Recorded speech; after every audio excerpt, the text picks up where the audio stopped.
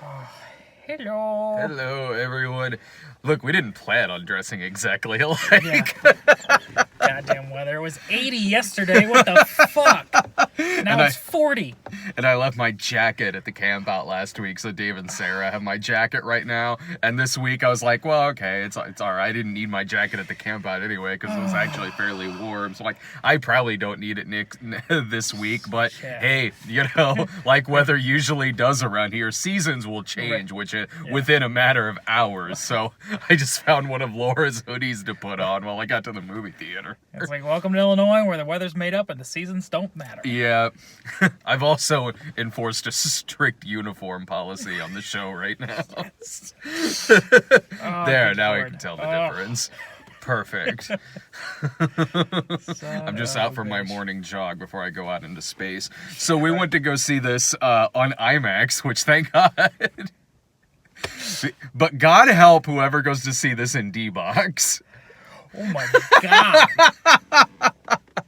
I didn't even know that was being an option, but fuck, that would be insane. I'll bet you it probably is. Just sitting here the whole time. That would be crazy. Like, I don't get motion sickness really in movies, but there were a couple of times in this film where I was like, oh shit. And then I'm just thinking about somebody going to go see this movie on D-Box in IMAX, just looking like they do in the movie, where they're in class the next day just with puke stains all over their clothes and everything. Yeah. No, this movie was, look, space is scary, man. Not only is space scary, but the act of going into and coming from space is terrifying. This is a horror movie that we just sat through, to be perfectly honest. Like, of all the space movies I've seen recently that have, like, aliens and monsters in it, whether it's, like Alien Covenant or Life or Cloverfield Paradox or whatever, push all those aside. This one, a million times scarier and way more intense. As this movie and Gravity show, you really don't need monsters to make space scary. And it's amazing to me that you can take something from history. Yeah. That you already know, that you go into it predetermined knowing what happens. And you're still tensing up. Yeah, as they're trying to land that lunar rover. You tense up. You're just like, and afterwards you're like, well, of course they landed.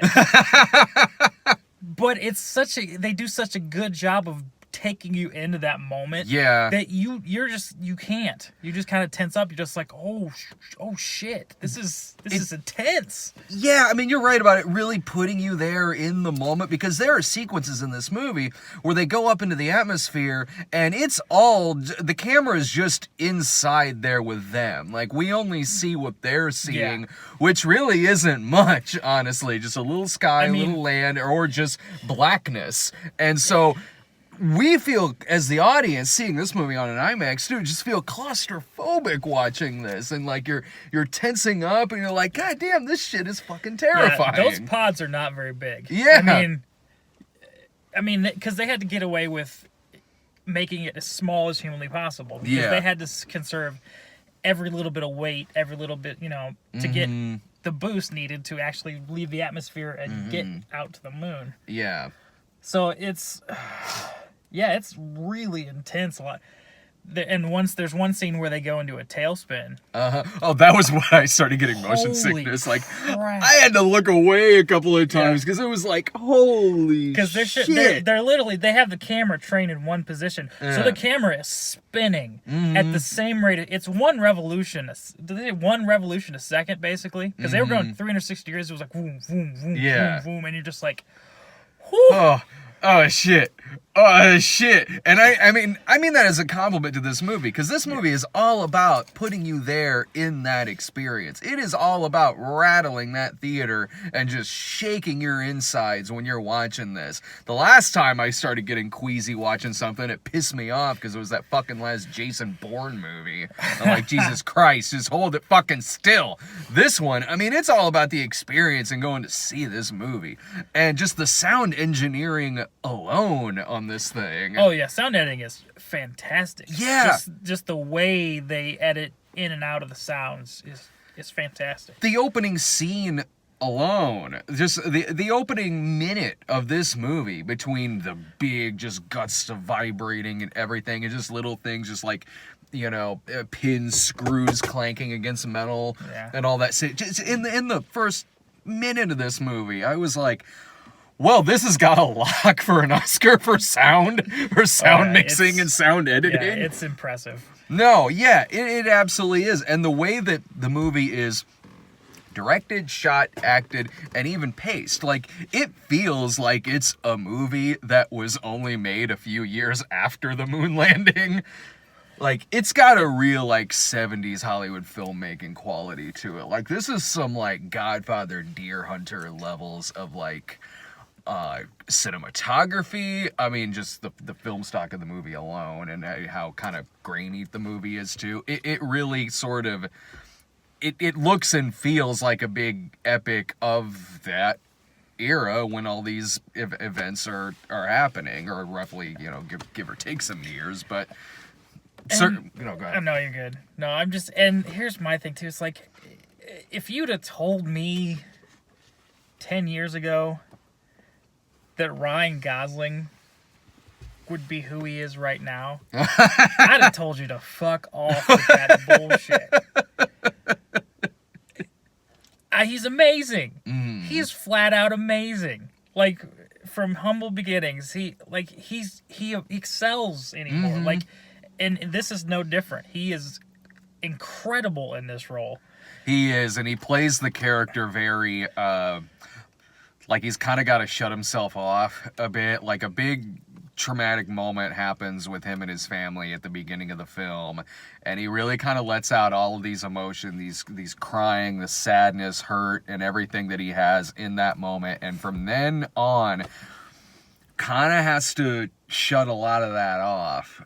Sort of has to be very guarded, very reserved, especially in the mission that they're doing. There are people dying. Like, there are, from just shit going wrong in what they're doing. And this is a character who's just got to keep his shit together throughout the whole movie. Even, it causes a lot of problems in his marriage. It does. And it's almost like he uses his job to avoid it. Yeah. Like, for a very long time. Mm-hmm.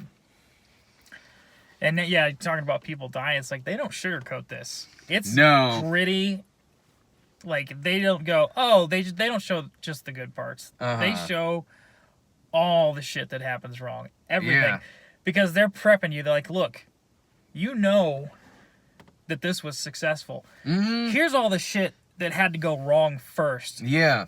For that to be successful. He's like, most people just know the part of the story of, we landed on the moon, it was successful.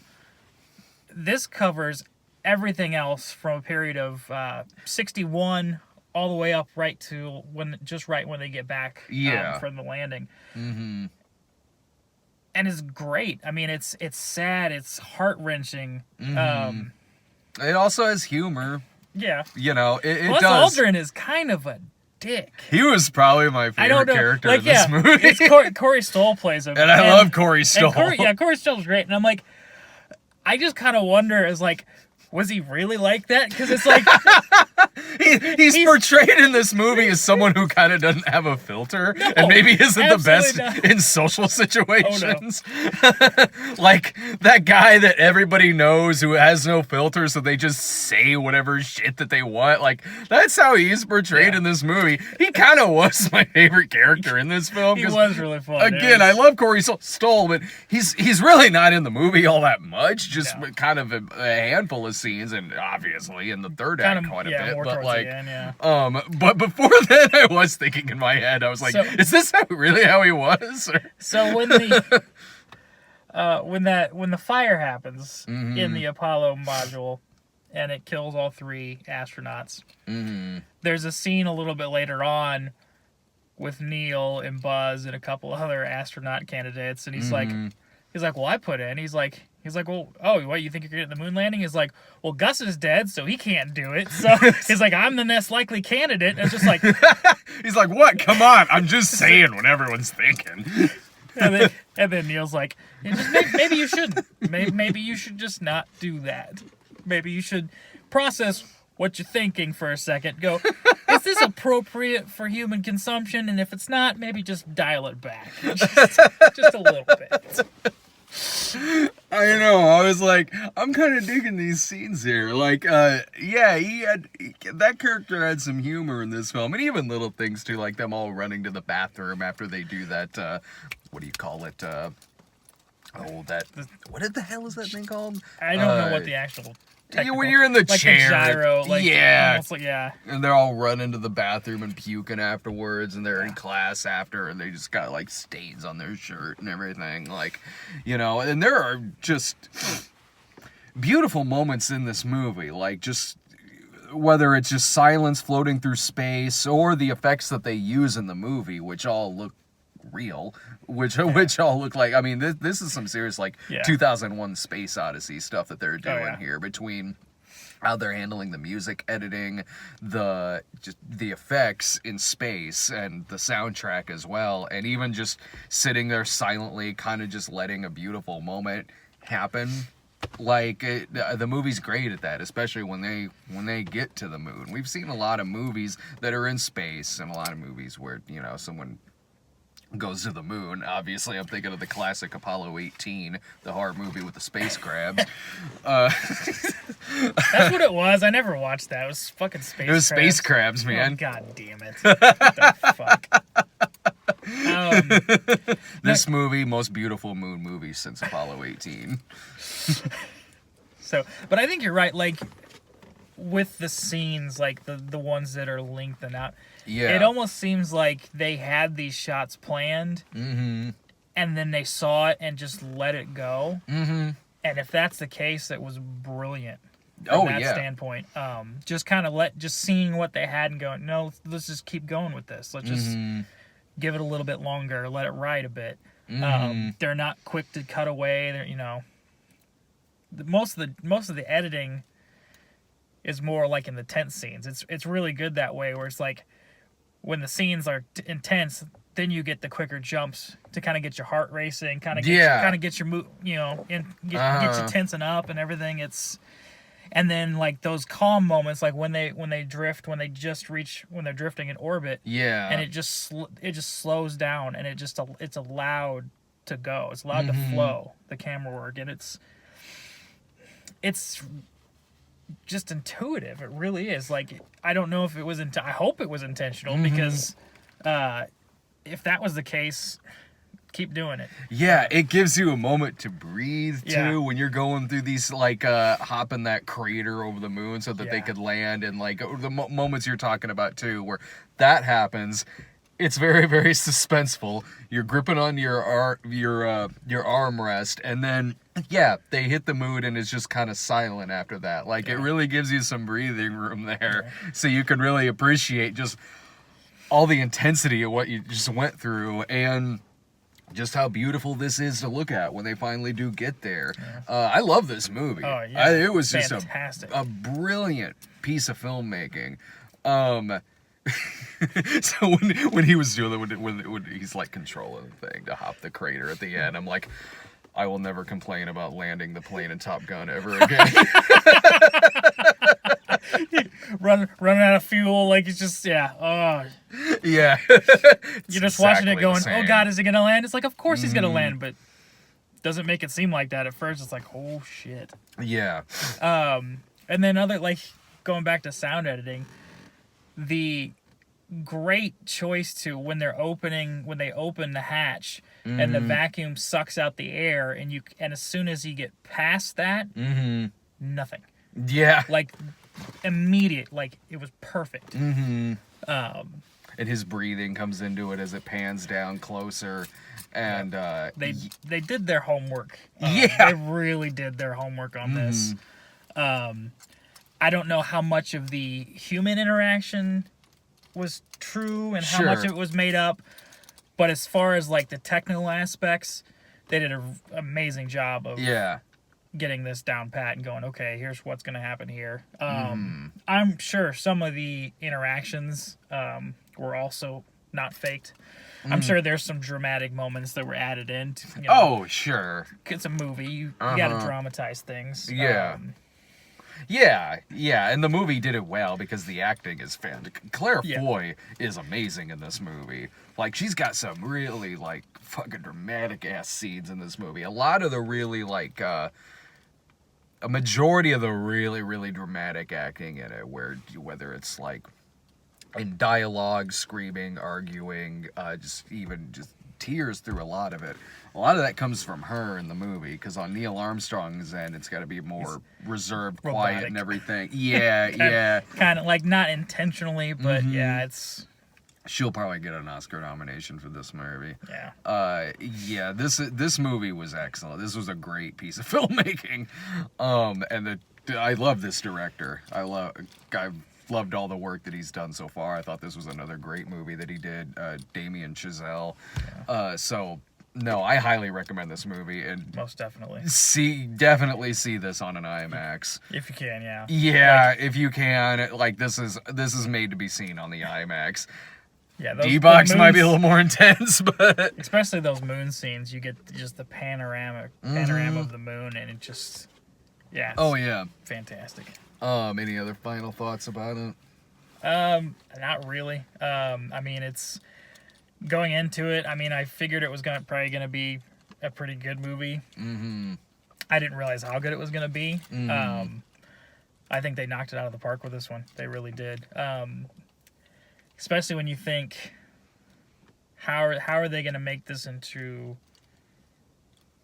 an engaging film? Yeah. When you know what the outcome is, and it's